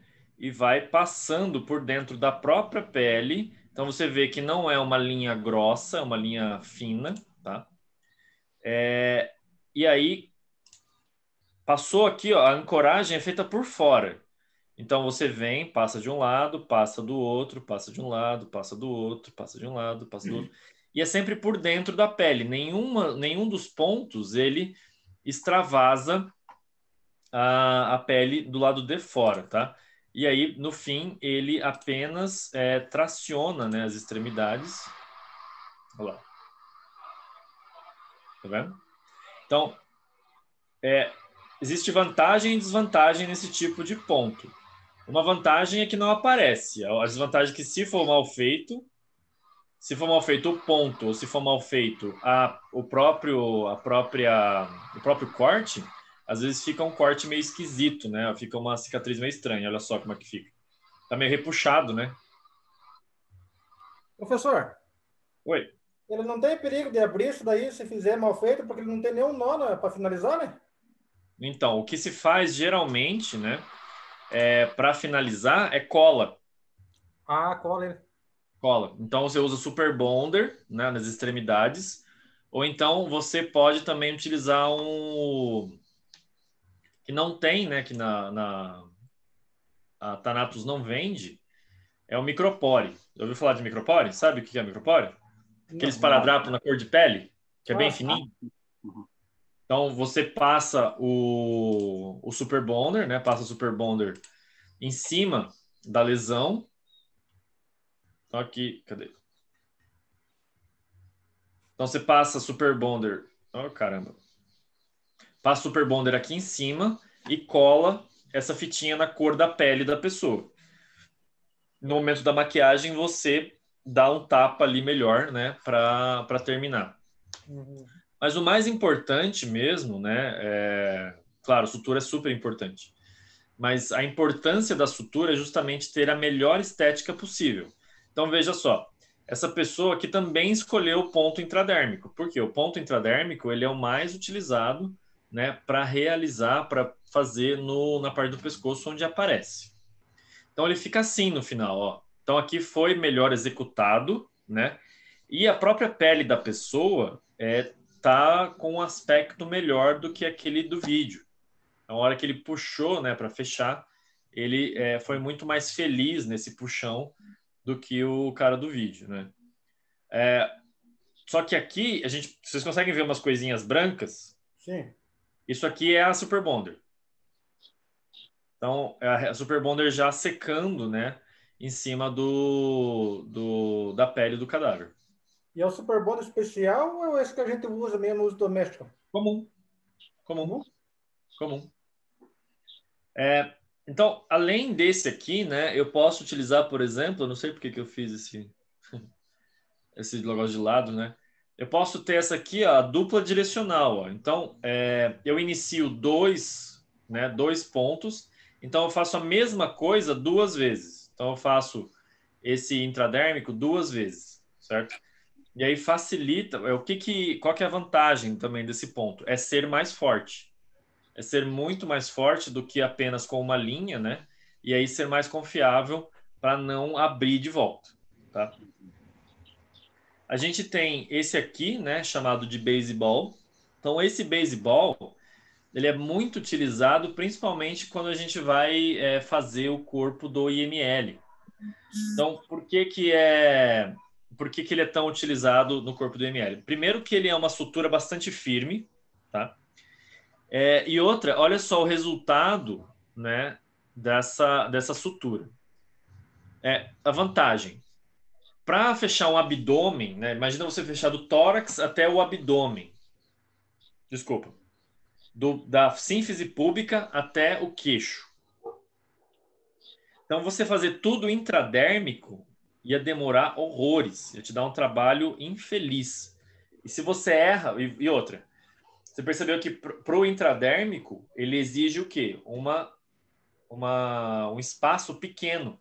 Porque se for fazer um intradérmico longo, o fio não consegue. E aí você corre o risco de um desses locais escapar e quebrar a pele. E aí ele não fecha. E aí fica tudo meio aberto. Então, para o intradérmico sempre tem que ser, né, uma incisão pequena. O baseball é interessante porque ele permite que você faça aí uma sutura bem grande, né? E vá fechando. Então, o baseball, né? Você ancora ele da forma que for. Geralmente, como é que é essa ancoragem? Inclusive, é o meu ponto favorito. Eu só uso o ponto baseball para fechar os cadáveres, né? Então, a gente tem a incisão aqui. Então, a linha que a gente usa, ela é dupla, certo? Então, eu pego um fio, dobro no meio, né? Eu passo na agulha e estico e amarro a ponta. Então, tem um nozinho aqui, né? Concorda? Tem um nozinho aqui e o rabicho do nó. Tudo que eu preciso fazer é passar a agulha aqui por dentro e passar de volta, né? Aqui no meio desses dois fios. Então, a hora que eu passo a agulha no meio dos dois fios, eu já faço a ancoragem inicial desse ponto. E aí é só começar a fazer o zigue-zague. Qual que é a diferença desse, né, desse ponto baseball para, por exemplo, o... Cadê ele aqui? O ponto fouet. A diferença é que ele é dado por dentro da pele. Então, no momento lá do... Então, imagina que aqui tem... Né, você está olhando de frente aqui para a pele, tá? Então, ela está aberta, né? Então, aqui tem a pele e aqui a superfície da pele. Então, o ponto, né, a inserção da agulha vai ser por aqui, ele vai sair por fora. Do outro lado, ele vai fazer a mesma coisa, vai entrar por dentro da pele e vazar por fora. Então, ele é dado por dentro, né? E ele deixa essa marca um pouquinho mais delicada no abdômen. Então, um ponto muito firme e também muito discreto, tá? O ponto fouet, na verdade, ele vem por fora, né? Então, ele vai ficar aparecendo toda a linha que você fizer. Ele basicamente entra de um lado, né? Passa por dentro, sai por fora do outro, entra por fora, entra por dentro, entra por fora, entra por dentro, e aí você vai fazendo o fouet. Esse fouet, né? Então você vai ter todos os pontos, né? Voltar. É o típico ponto Frankenstein, né? Você consegue ver todos os pontos do lado de fora. Não é um ponto muito bonito, principalmente porque a gente não consegue, tá vendo aqui que ele fica espaçado, né? E a gente não consegue controlar muito bem o espaçamento. Então ele fica meio esquisito. Enquanto que no beisebol, por mais espaçado que fique, ele fica relativamente, digamos, harmonioso dos dois lados, né? A gente também tem o ponto... O tirf, né? O tirf, na verdade, você vai fazer a primeira ancoragem na lateral da incisão e não na própria incisão, né? Enquanto que esses dois aqui você faz na incisão, esse aqui você faz na lateral da incisão. Então, você vai passar reto, subir para a superfície e voltar para dentro da lesão. Subir na superfície da pele e voltar para dentro da lesão. Subir na superfície da pele e voltar para dentro da lesão. Então, é um ponto difícil de dar, mas que tem um resultado bem interessante, né? Que são as linhas paralelas aí e a vantagem, você pode fazer isso várias vezes e fazer a tração no final, que ele vai aproximar as bordas por ser um ponto que desliza com muita facilidade.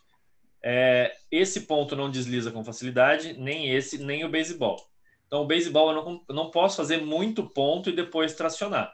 Eu tenho que fazer uns 2 ou 3 e aí tracionar. Tá?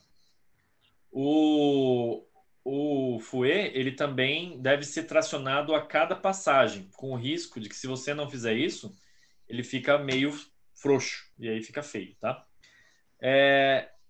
A gente também tem o ponto tipo verme, né? Tipo worm, tipo minhoca. E ele é um pouquinho mais delicado que o tirf, mas ele é o contrário. Então, ao invés de você ter na superfície as linhas paralelas à incisão, você vai ter elas 90 graus, tá? É um ponto bem bonitinho também, né? Você também pode fazer a tração toda de uma vez na linha. Só que também tem o problema do espaçamento. Cada vez que você faz, né, ir por dentro aqui, por baixo da pele, e vir por cima da incisão, isso pode deixar um espaçamento desarmonioso e ficar meio esquisito. E aí nós temos, dos mesmos pontos, as variantes duplas. Então, você faz a mesma coisa aqui, ó. O fouet você faz 2 vezes e o worm, né, você faz também 2 vezes, também chamado de double vet.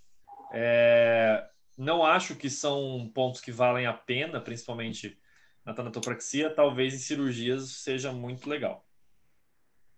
E o ponto firme, na verdade, é o ponto firme, né? Esse ponto firme, ele passa pela própria incisão como fosse o fouet, né? Mas ele tem você volta para resgatar um elo, né, da incisão da linha, e aí você continua. Fez o próximo, volta para resgatar. É tipo ponto casa. Alguém costura e já fez ponto casa aí? Sim. Vocês estão adorando a minha explanação sobre sutura? É muito importante, viu? Sutura é dose. Então, se ninguém fez, esse aqui é o ponto casa, né? É o ponto comum de você costurar qualquer coisa aí. Um jeans, uma camiseta rasgada. A gente usa esse aqui, ó, o firm. Então, a pessoa fez o intradérmico, fez, né, a atração e aí fechou lá a incisão. Mas o que foi feito antes? Foi feita o tamponamento, tá, dessa incisão. Com o que é feito o tamponamento? Com o PI, com o pó de incisão e com o algodão. Então, primeiramente, a gente enche essa cavidade aqui com, né, o pó de incisão e depois você coloca algodão, não para fazer uma bolota, porque senão vai ficar muito feio, mas o suficiente para que você perceba que não vai ter vazamentos ali. E aí você faz a sutura e puxa e passa a cola por cima para manter aí a estabilidade da sutura, tá? Lembra que a gente tinha deixado o fluido cavitário agindo, né? A gente fez lá a inserção do fluido cavitário, certo? Em tórax e abdômen, fez fez a sutura, certo? Enquanto isso, o fluido cavitário estava agindo. E aí, agora sim, a gente vai voltar a aspirar esse fluido cavitário para retirar o excesso. Por quê? Como ele é fluido, ele também pode acabar extravasando. Beleza? Então, depois que você fez essa aspiração, você tirou bastante fluido de dentro, aí sim o cadáver vai estar bem mais seco. E estando mais seco, aí sim você pode fazer o ponto. Ó, esse aqui é o ponto em cruz, tá vendo? Então passa pelos dois lados, ó, e aí você puxa um deles e amarra, né? Ele vai ficar bem fechadinho. Então a gente utiliza aquela pecinha que eu mostrei para vocês. Tá? E aí o tamponamento. Então olha que interessante, o tamponamento a gente também usa o pó de incisão, porque ele é secante. Então nós vamos fazer aqui no nariz e na boca, né, a inserção desse pó. Inclusive, né, vocês conhecem a homotolia? Sabe o que é a homotolia? A homotolia é um troço assim, ó, vocês devem ter visto já em UBS, umas coisas assim. Ó. Ele parece uma ampulhetinha, geralmente é marrom, né? Ele tem um biquinho, né? E tem um negócio assim, ó. Tem álcool, geralmente, já viram? Uhum. Então, essa homotolia aqui, a gente pode pôr talco nela. E aí, quando você põe talco, fica mais fácil para colocar na boca e no nariz. E aí, isso é mais um aliado, né? Para que esse corpo não vaze. Então, por que o algodão ele é tão fininho assim? Justamente para fazer esse tamponamento.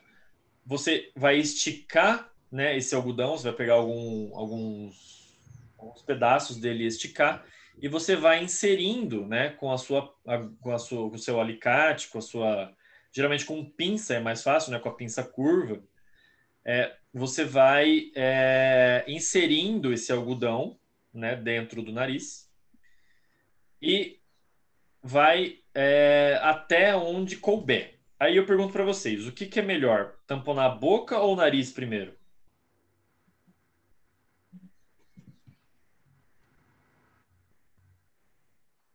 Eu acho o nariz. Por quê? Porque a hora de se encontrar aqui é faringe? É faringe? Nariz? Uhum. Se encontrar aqui daí, coloca, daí vai até onde vai, dentro da boca dele, vai por cima da onde ele entrou pelo nariz. Isso? Ou Quase. colocar no do sangue também, antes de Fazer o quê? quebrar o coisa do nariz lá que tem no nariz, para não descer até na boca. Não, não adianta.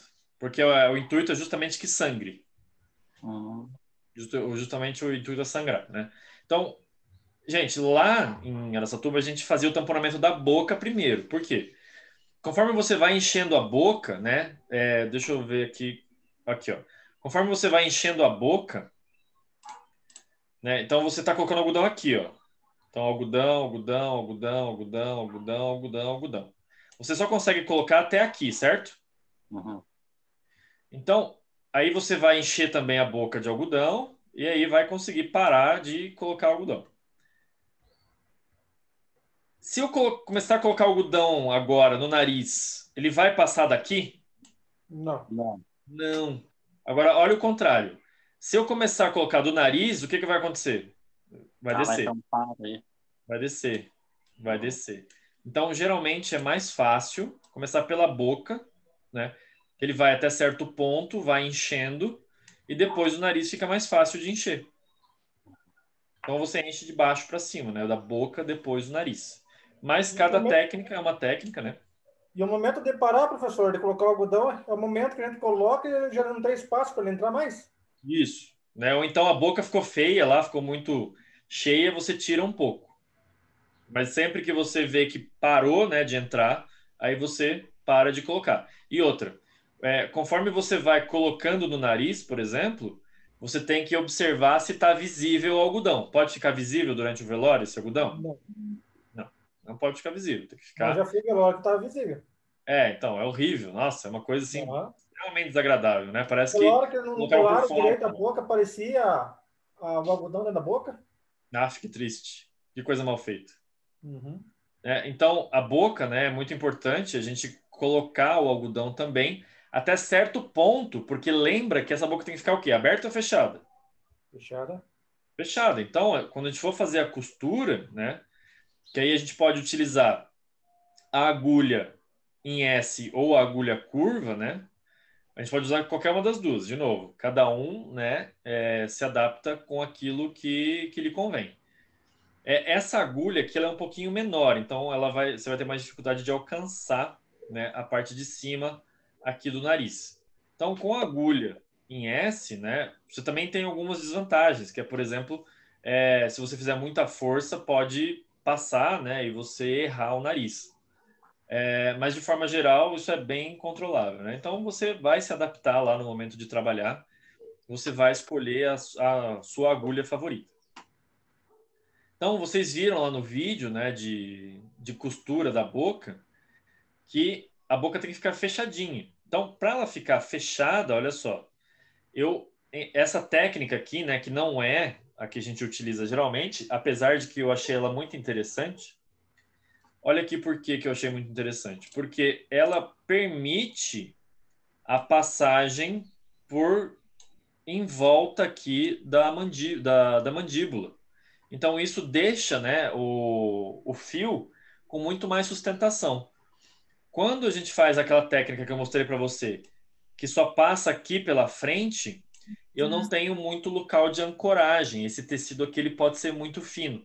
E aí, quando eu traciono para fechar, eu posso quebrar, posso rasgar essa pele que está entre o lábio e a mandíbula.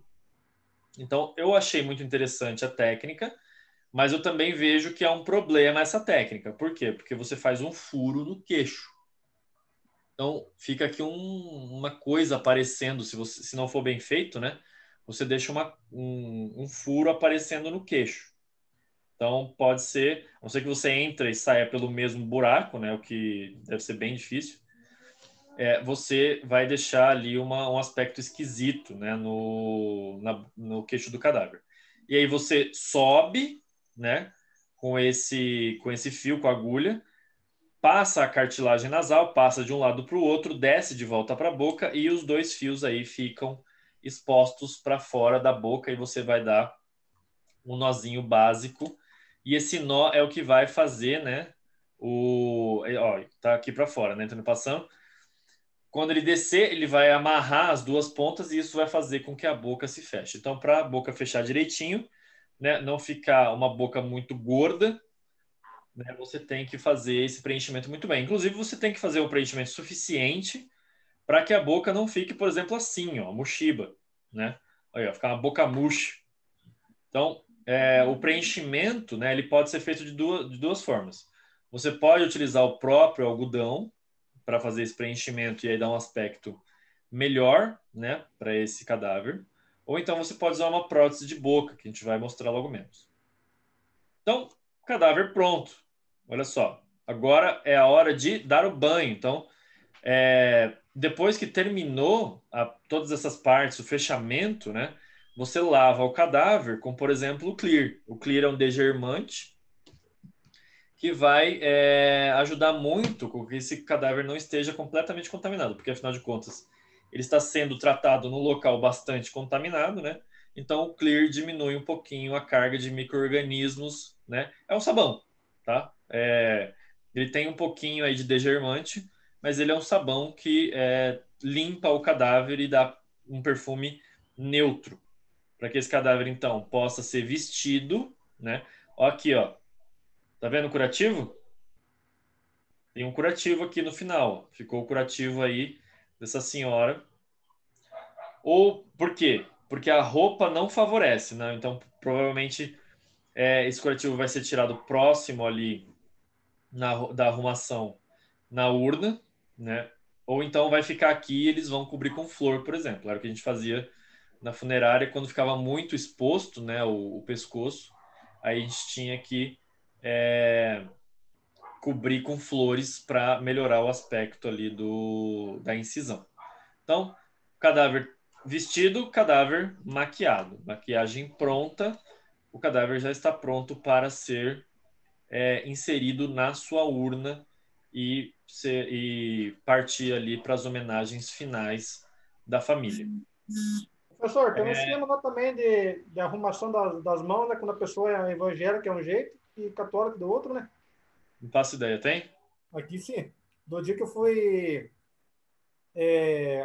agilizar o velório da bisavó da minha esposa, foi perguntado lá na funerária qual que era a religião dela para arrumar as mãos. As mãos? Sim. Eu sempre sou... Parece que não sei se é católico, evangélico, que as mãos é cruzada. E daí, dependendo da religião, é uma por cima da outra. Olha só. Você vai ver na funerária, quando você trabalhar, que a coisa mais difícil do mundo é deixar uma mão com dedos entrelaçados. É muito difícil. Deixar cadáver com a mão assim é muito difícil. Entendi. Porque ele ainda o rigor mortis, apesar de tudo que a gente fez, pode estar muito presente nas articulações de baixo. Então, por mais que você entrelace os dedos, eles toda hora vão apertar e sair. Ele tem rigidez ainda? Hã? Ele tem rigidez ainda nos dedos? Ainda tem um pouco de rigidez. Inclusive, quando a gente vai apoiar os braços, né? Porque assim, se a barriga for muito grande, os braços nunca vão ficar por cima da barriga. Então vai ter cadáver que pode ser católico, evangélico, budista, satanista, os caramba lá, que não vai conseguir colocar o braço por cima da barriga, nem por cima do peito. Vai ter que deixar as mãos ao lado do corpo. Sim. Tão grande que às vezes é a barriga, né? Mas, de forma geral, a gente consegue fazer o apoio, né, das mãos e deixar elas mais ou menos assim. E mesmo assim é difícil. Muitas vezes a gente tem que colar uma mão na outra, né? Ou então amarrar temporariamente as mãos, né, para que o rigor mortis haja mais um pouco e aí sim o próprio rigor mortis vai segurar a mão naquela posição. Aí, né, fica um pouco mais fácil. Mas olha, entrelaçar dedo é um desafio, vou te falar. Eu acho que a gente conseguiu, assim, só conseguia fazer mesmo dos cadáveres que eram muito recentes, né? E que tinham dedos longos, porque se for o dedo muito curto, é pior ainda para fazer esse entrelaçamento. E aí, pô, o cara pode ter dedo curto e ser evangélico, né? Se for ficar cruzadinho, acabou. Nem adianta. Então, depois de maquiado, e aí a pergunta: quem é que faz a maquiagem?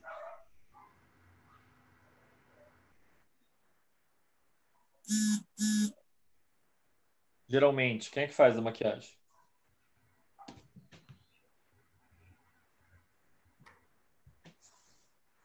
Tá fugindo da resposta, né, Ronaldo? Você sabe que você vai fazer maquiagem também, né?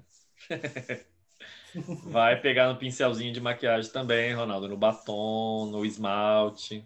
Fazer um curso de maquiagem, então. Vai fazer um curso de maquiagem. Aliás, curso de necromaquiagem, cara, eu vou falar, faz muito sucesso. Se você for o único necromaquiador da sua cidade, aproveita. Porque aí, ou das duas, uma, ou a funerária fica com um convênio com você, ou todas as famílias da cidade só vão contar com você para fazer a maquiagem do cadáver.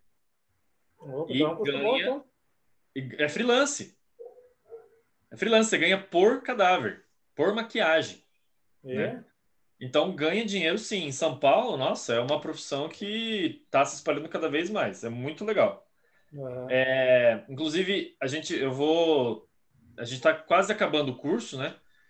E aí na próxima aula o assunto é justamente necromaquiagem. Eu quero dar uma pincelada, literalmente, com vocês, sobre necromaquiagem, né? Só para vocês entenderem como é que funciona, né? Tentar trazer um pouquinho do mercado de trabalho, algumas técnicas que podem ser utilizadas, que são muito parecidas, na verdade, com as técnicas de maquiagem que utiliza em vivos. Só que a diferença é que às vezes tem que disfarçar uma coisa ou outra. Então você usa as técnicas para isso. Eu acho que é a melhor profissão que tem, porque só pega o acabamento, né? Só faz o acabamento, só faz o final. Tá bem de boa. Uhum.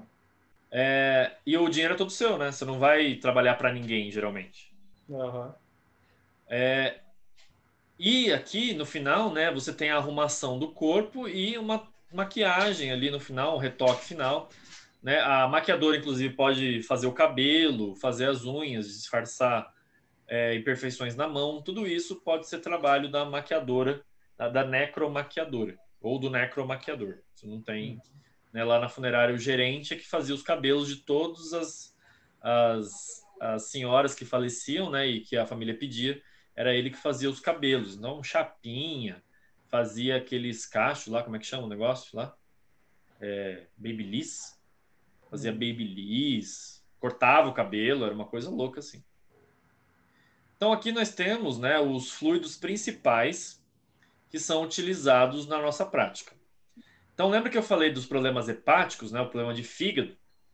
Geralmente a gente usa o 14 para fazer, né, para melhorar o aspecto desse cadáver que está ali com um aspecto um pouco mais amarelado. Então esse fluido ele ajuda muito, né, para melhorar o aspecto do doente hepático, com icterícia, né, que é o nome da doença.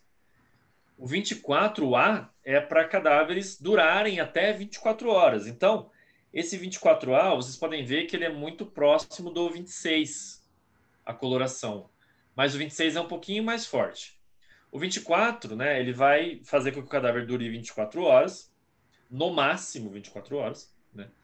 E ele é muito interessante porque a coloração dele é um pouquinho mais pesada do que o 21, que é o que a gente geralmente utiliza. O 26, ele serve muito para esses cadáveres de morte traumática. Então, acidente, onde houve muito sangramento, tiro, né, que também teve muita perda.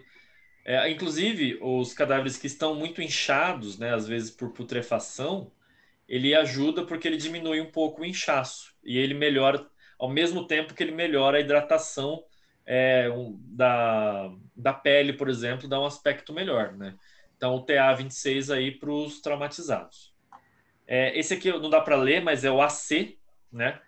O AC o C é de cardiovascular, né? O A de artéria. Então aquelas pessoas que a gente já sabe que morreram de infarto porque tinha a artéria entupida, muitas vezes é interessante utilizar ele porque ele tem um poder de diluir os coágulos, poder de diluir aí as causas daquele infarto. Então, não tem o risco de entupir, né, durante a inserção, né, durante a injeção do líquido, tá? E aí nós temos dois fluidos cavitários diferentes, tá? Aliás, desculpa. Nós temos o fluido cavitário, né, que é o 20, e o fluido cavitário 30. Esse fluido cavitário 30, gente, ele é muito utilizado quando nós vamos fazer o embalsamamento. Então, para que o embalsamamento dure mais tempo, você usa o 30. Né? Ele tem um poder aí de conservação de até 9 dias, se não me engano. 9 ou 30, não lembro agora. Talvez seja 30, não lembro. Nós também temos o gel, né, o tanatogel e o tanatopó. Então, o que são essas coisas?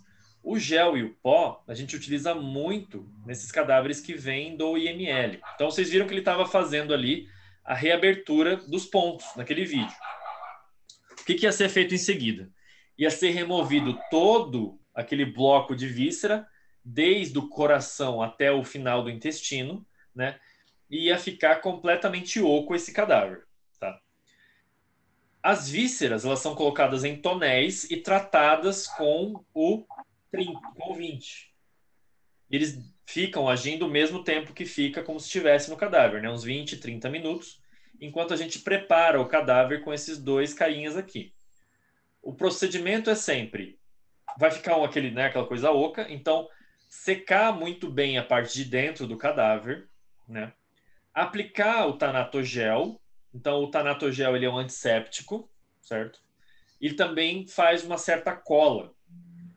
E nessa cola, né, a gente joga o tanatopó. Esse pó é quase uma serragem, ele é bem grossinho e ele tem uma capacidade de absorção muito maior que, por exemplo, o pó de incisão.